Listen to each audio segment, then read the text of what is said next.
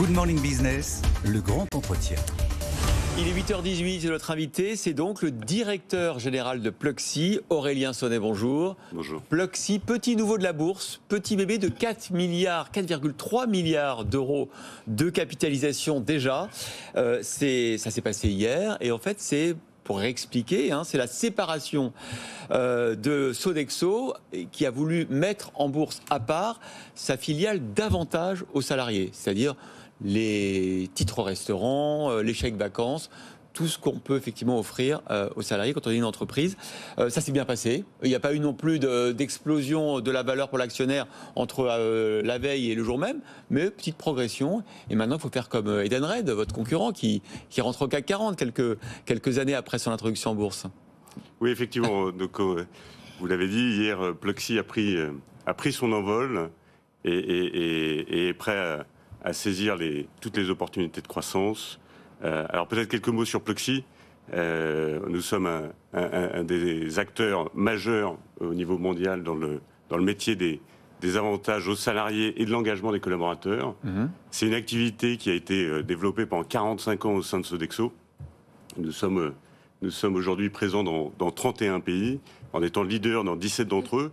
Et tous les jours, nous servons 500 000 clients, leurs 36 millions de salariés, nos consommateurs, et nous collaborons avec 1,7 million de commerçants. Et nous avons aujourd'hui la chance d'opérer sur un marché qui est considérable. On l'estime à plus d'1 trilliard d'euros. Et c'est en regardant effectivement la taille de ce marché et le niveau de pénétration qui est relativement faible que la décision a été prise de donner cette autonomie à Pluxee. Alors votre objectif, c'est de faire passer le chiffre d'affaires de 23 milliards d'euros aujourd'hui à presque 27 milliards en moins de 3 ans.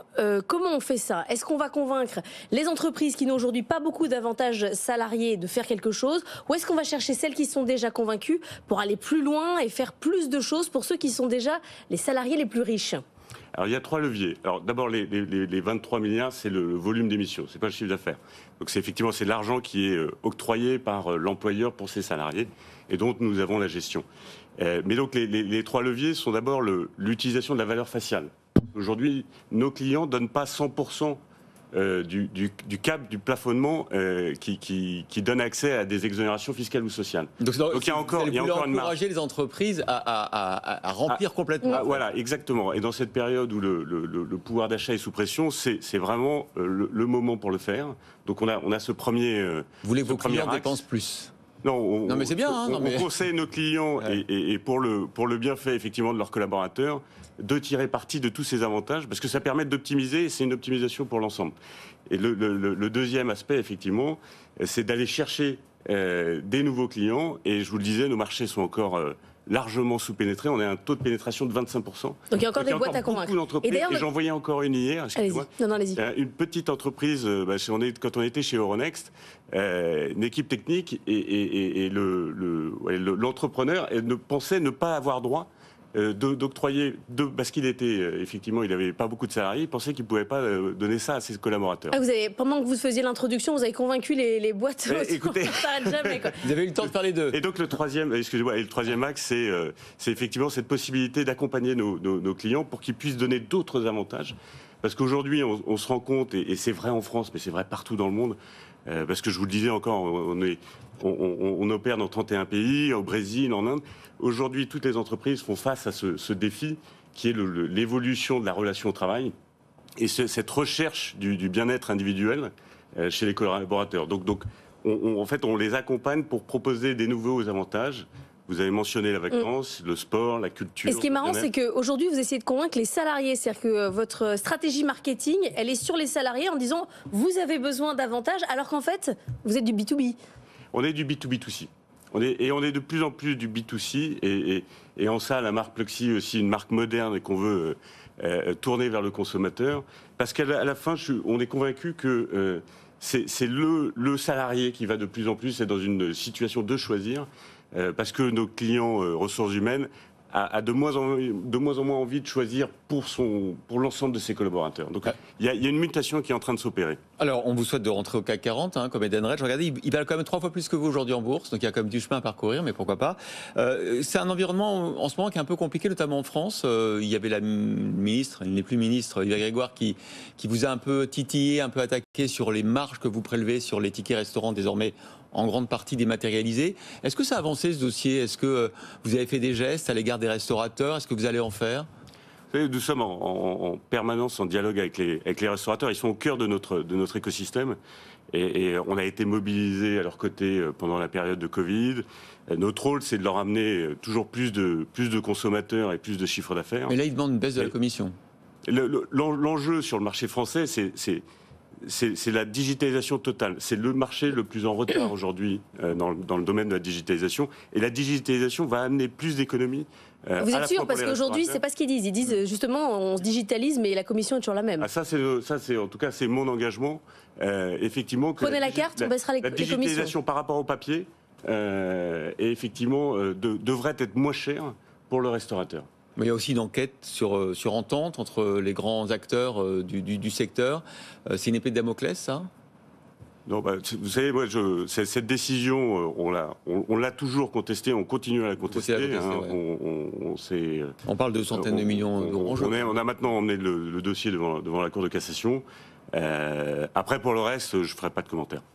Dans les 23 milliards d'euros que vous collectez auprès des entreprises, vous les placez, cet argent-là, entre le moment où vous les récoltez et le moment où vous les redonnez.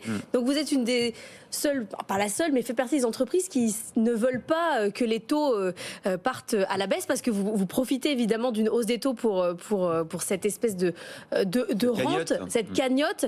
Vous êtes un métier de rente, en fait. Non, aujourd'hui, tout ça fait partie d'un modèle.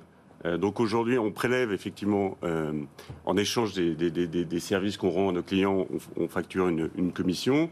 De la même manière que, effectivement, dès lors qu'on rembourse des volumes aux commerçants qui sont affiliés, on charge aussi une commission.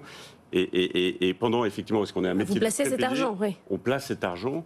Et effectivement, on place toujours sur des produits sans risque. Et c'est intéressant parce que c'est généralement fortement contrôlé. Maintenant que vous êtes public. Non, mais c'est pas grave. Hein. Maintenant que vous êtes public. Non, c'était pas une critique. Non, mais c'est intéressant comme ça parce que maintenant que vous êtes public, on va. Effectivement, de vos revenus qui est lié au service que vous offrez. Quelle est la part qui est liée à la rémunération de votre cagnotte? Oui. Et quelle est la part qui est liée aux gens qui oublient de dépenser leur chèque restaurant? Ah, c'est minimal. Ah. Cette partie-là est minimale. C'est vrai? Oui, tout à fait. Et donc sur la partie produits financiers et la partie services que vous rendez, c'est quoi la répartition? Alors c'est en train d'évoluer, ça a beaucoup évolué ces dernières années. Oui, j'imagine que ça a beaucoup gagné en oui, on le voit aujourd'hui effectivement dans la contribution à la croissance de notre chiffre d'affaires. Bien sûr, c'est normal. Aujourd'hui, les revenus financiers, ça correspond à 10%. D'accord. Mais avec la hausse des taux, vous gagnez plus.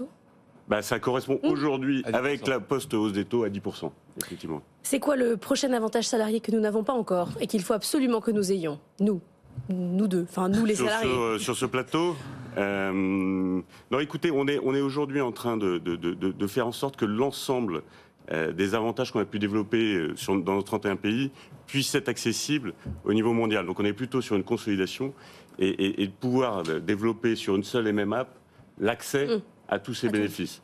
Donc après, moi, j'aurais tendance à vous dire que justement, à terme, on sera en mesure de développer un bénéfice qui vous correspondra particulièrement. Ah, j'aurais pas les mêmes avantages que le salarié d'à côté. C'est l'objectif, c'est ce sur quoi on travaille, et pour ça, on investit énormément dans la technologie et dans la data. Ça veut dire pour pouvoir personnaliser de plus en plus les votre services. trésor de guerre, c'est toute la data, toutes les informations que vous allez pouvoir collecter, que vous collectez sur les salariés et que vous allez pouvoir individualiser. Et par exemple, qu'est-ce qu'on pourrait avoir comme avantage particulier? Est-ce qu'à la part d'un déjeuner, on va avoir un petit déjeuner? C'est intéressant pour une matinale, par exemple. Je plaisante, mais quel type de data vous allez c'est effectivement, aujourd'hui, on commence à développer une intimité avec chacun de nos consommateurs, parce que les 36 millions de consommateurs ont accès à leur app Pluxee. Ah, c'est ça. Et on a des statistiques. Ils consultent l'app au moins entre 6 à 8 fois par mois. Donc on a ce premier échange. Et notre objectif, effectivement, c'est de personnaliser de plus en plus et donc d'être plus proche de vos besoins.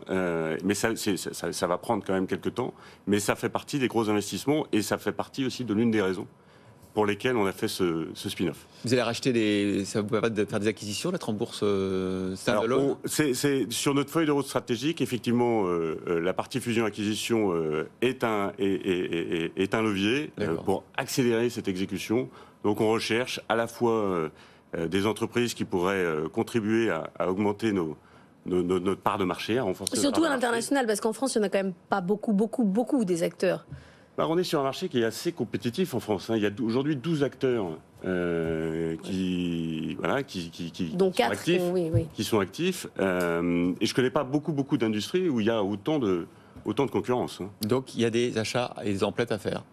Oui, de façon disciplinée et ciblée. Évidemment, il ne faut pas payer trop cher. Évidemment. Aurélien Sonet, merci d'être venu nous voir. Merci ce matin. On vous souhaite alors le même parcours qu'Edenred en bourse. On se revoit peut-être quand vous serez au CAC 40.